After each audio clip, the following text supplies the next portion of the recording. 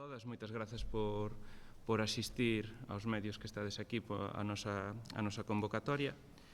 Antes de nada, preséntome, son Roi Cuba, representante da Adega, e acompáñame na mesa Jéssica Rey, de Salvemos, comarca de Ordes, Manuel Dacal, da Fruga, Santi Llecha, da Rede de Patrimonio, e Paulo Carril, da CIGA. Convocamos esta rolda de prensa para anunciar que o próximo día 5 de xuño, Día Mundial do Medio Ambiente, imos a convocar unha gran marcha en Santiago de Compostela para reivindicar o noso rexeitamento ao modelo de desenvolvemento eólico que se está a dar en Galiza. O Día Mundial do Medio Ambiente, o 5 de xuño, debería ser un día de celebración e atopámonos de novo cunha nova ameaza e por iso temos que facer este acto reivindicativo. O que reclamamos vai ser a paralización ou a moratoria deste modelo de desenvolvemento eólico. Queremos que se paralicen todos os proxectos eólicos que están en tramitación mentres non haxa unha avaliación correcta dos impactos que poden xerar. Dende o posicionamento ecoloxista, por suposto que estamos a favor das renovables, pero temos que ter en conta todos eses impactos. Non poden ser a costa da destrucción do noso territorio, da nosa fauna, da nosa flora e da nosa xeodiversidade, recursos que non podemos recuperar. Tamén están presentes outros colectivos fora do ecoloxismo, que lle van a dar voz ás persoas que viven no rural, aos traballadores desas zonas que están a ser destruídas. Nós o que queremos reclamar conxuntamente é que se faga ese novo modelo, que se estuden ben os impactos e, mentras tanto, non queremos un só aeroxerador máis en Galiza. Ademais, hoxe tamén presentamos un manifesto, o Manifesto de Eólica Así Non, e convidamos a todos os colectivos sociais de Galiza a que se adiran a este manifesto e a que nos acompañen o próximo día 5 de xuño, que temos que demostrar o posicionamento da sociedade galega e facer músculo en contra desta destrucción do noso territorio. Jéssica Rey, formo parte da asociación Salvemos a Comarca de Ordes e tamén da Rede Galega por un Rural Vivo, que reúne a moitas plataformas, colectivos e asociacións veciñais que nos organizamos en reacción ao que estamos vivindo, que é unha invasión eólica, unha invasión das nosas aldeas e das nosas vidas. Esta invasión ten lugar porque a normativa o permite, temos unha normativa completamente obsoleta que pon en risco as nosas vidas, a nosa seguridade, a nosa economía e o noso benestar. E ante todo isto, os veciños e veciñas de toda Galicia, desde Outes ao Courel, estamos espantados, estamos aterrorizados ante esta invasión eólica, que vai a empeorar gravemente as nosas vidas, as nosas posibilidades económicas, e non o dudedes. Vai ser un motor de despoboamento e vai acabar coa Galicia rural, que é a Galicia que máis valor aporta a toda a comunidade, ademais do desastre medioambiental e económico. Pedimos que a asistencia masiva a esta manifestación, o 5 de xuño, Día do Medio Ambiente, en Compostela, para decir non, a eólica así non. Queremos, evidentemente, unha transición enerxética xusta, e isto non está sendo xusto co noso país, coa nosa terra e coas nosas aldeas, e, sobre todo, non está sendo xusto coas persoas que vivimos no rural. Pedimos a asistencia de todos, a xente do rural, a xente das cidades. Temos que encher Santiago e temos que decir ben claro: transición enerxética sí, pero a verdadeira. Non pasemos de un modelo intensivo do carbón a un modelo intensivo da eólica para servir a intereses que non son os nosos. Outra maneira, outra transición posible, outra transición ecolóxica é posible. Queremos un modelo enerxético máis xusto, con máis participación social e máis transparencia, con máis autoconsumo e probablemente con unha proposta de menos consumo eléctrico. e máis sostenibilidade. E hasta que eso se dé, moratoria dos parques eólicos, fagamos un plan, estudemos como facelo. Hai formas, confiemos en que entre todos vamos a poder facelo, pero debemos escoitar tamén aos veciños. E aquí estou para falar en nome de todos eles. Moitas gracias. Son Manuel Dacal, da Federación Rural Galega, e, como organización agraria rural deste país, tamén nos sumamos á convocatoria desta gran mobilización do día 5 de xuño, porque o territorio no que se asentan ou se queren asentar todos estes macroproxectos eólicos, fundamentalmente é un territorio rural. E o territorio rural ven sendo agredido desde hai moitos anos. Por non ir moi lonxe, xa se iniciou na época do franquismo ca usurpación dos montes veciñais, ca plantación masiva de coníferas por parte do antigo ICONA, Instituto de Conservación da Natureza, co asolagamento dos nosos mellores vales, Castelo de Miño, Porto do Mouro, As Conchas, Belesar, por citar algúns. E xa a mediados dos anos 70, con outro intento de invasión masiva de celulosas. 8 celulosas que estaban previstas implantar entre os anos 75 e 78. Posteriormente, seguindo cas agresións ao territorio rural de Galiza, tivemos os proxectos eólicos do goberno Fraga, do ano 95-97. O señor Fraga despois intentou invadir os ríos galegos con microencoros. E agora, de novo, vimos e asistimos a unha nova planificación da invasión do noso territorio rural. É dicir, continúa a agresión ao territorio rural de Galiza.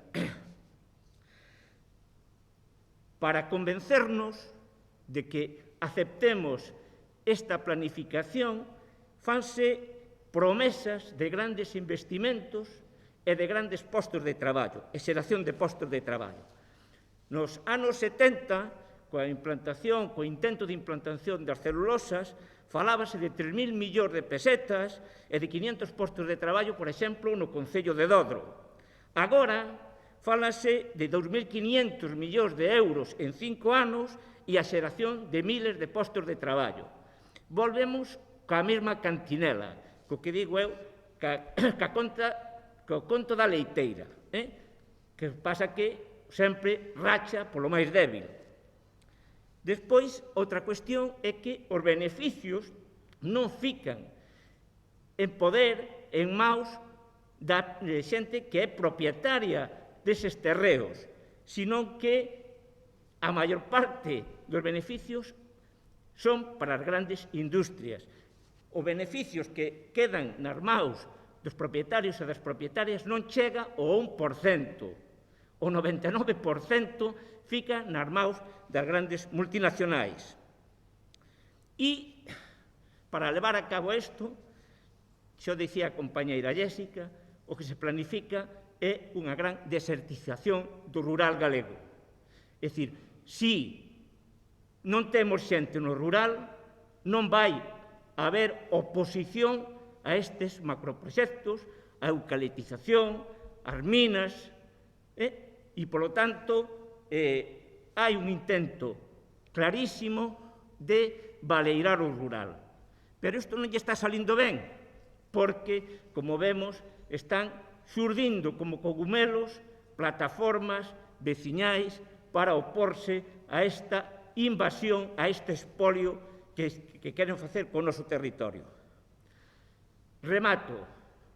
Non queremos ser unha colonia que suministre materias primas baratas para o centro. Podemos falar do leite.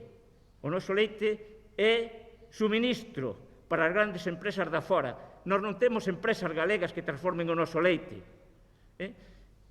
Podemos falar da madeira, que somos a primeira produtora de madeira, igual que o do leite, e aquí non hai industria de transformación. E agora podemos falar de enerxía, onde exportamos para fora máis do 30% sin que a poboación galega se beneficie dos prexuicios que iso ten.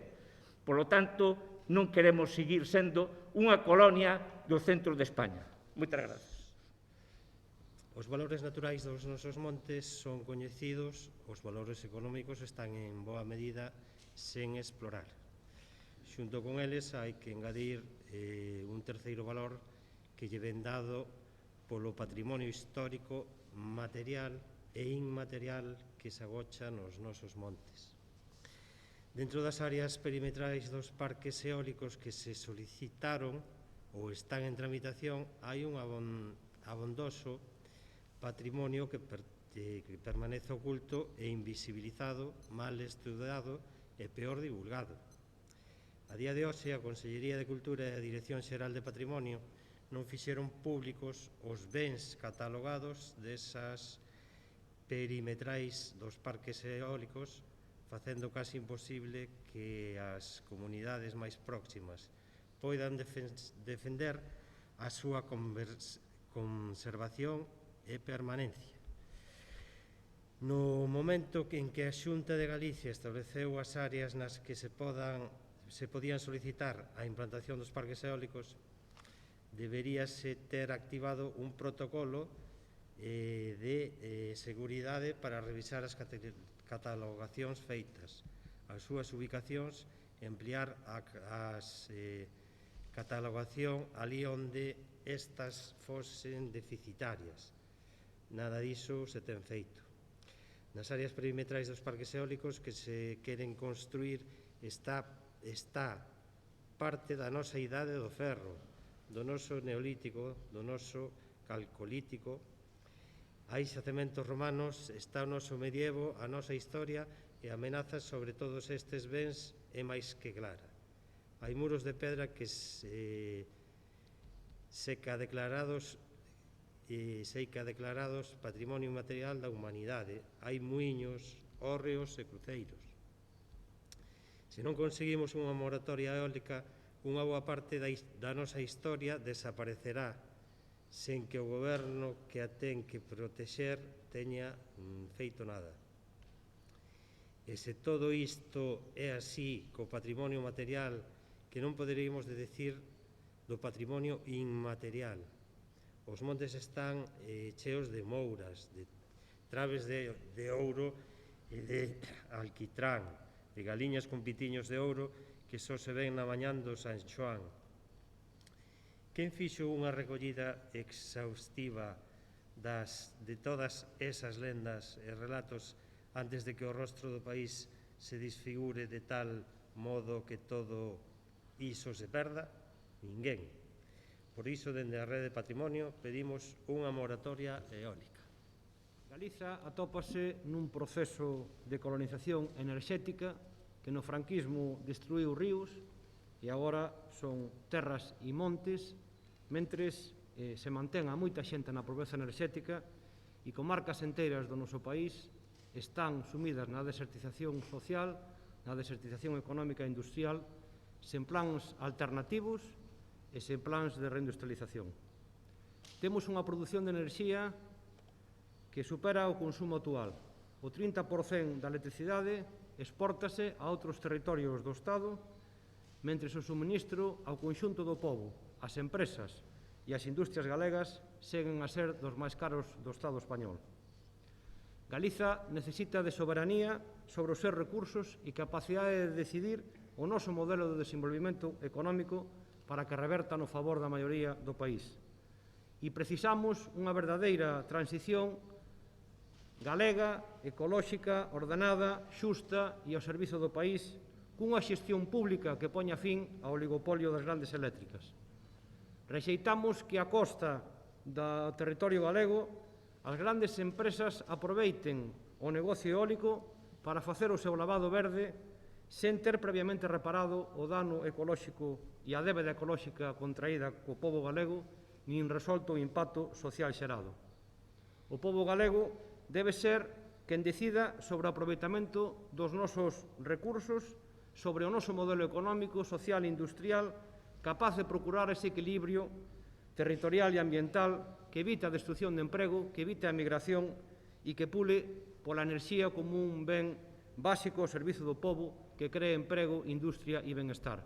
Por eses motivos suscribimos este manifesto e facemos ese chamamento a que o 5 de xuño as rúas de Compostela se enchan precisamente para exixir eólica, así non. Moitas grazas. Era un comentario breve. Se ben o manifesto está pensado para colectivos e plataformas, asociacións de toda índole, de forma particular todo o mundo pode mostrar o seu apoio asistindo a esta convocatoria eólica, así non, e creo que o di bastante claro, non estamos en contra das enerxías renovables, estamos en contra dun modelo que invade o noso territorio. Que é o que se pretende? En primeiro lugar, unha moratoria, que se frene esta invasión, a fin de que, precisamente, poida haber unha participación pública no plan sectorial que poida e debe regulamentar esta cuestión, pero tamén a servicio de quen esta transición está operando. É necesario unha xestión pública dos recursos. O vento é un recurso do conxunto das persoas, non pode ser obxecto de beneficio e de negocio só duns poucos e dunhas poucas, e con todo o dano social que se pode xenerar. Isto é un problema moi complexo, o das enerxías. Por suposto que ir abandonando o petróleo e o carbón é positivo, pero a enerxía eólica non está libre de pegada ecolóxica.